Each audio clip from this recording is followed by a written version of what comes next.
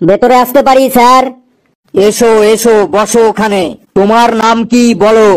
আমার নাম লেবুধর গুড় খাকে। তোমার বাবার নাম? আমার বাবার নাম বাদামধর গুড় খাকে। তোমার মায়ের নাম? আমার মায়ের নাম বেদানা কুমারী গুড় খাকে।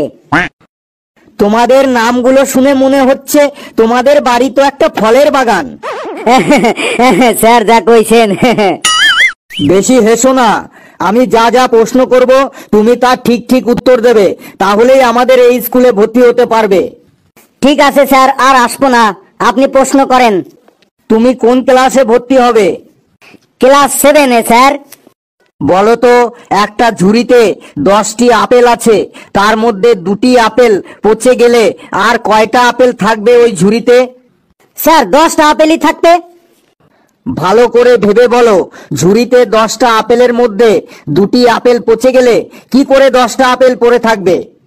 স্যার ঝুড়িতে 10টা আপেলের মধ্যে 2টা আপেল পচে গেলে সেই আপেল দুটো তো আর কলা হয়ে যাবে না, আপেল দুটো আপেলই থাকবে। তাই ঝুড়িতে 10টা আপেলের মধ্যে 2টা আপেল পচে গেলে ওই 10টা আপেলই থাকবে। বাহ, খুব সুন্দর, ইন্টেলিজেন্ট ছেলে তো।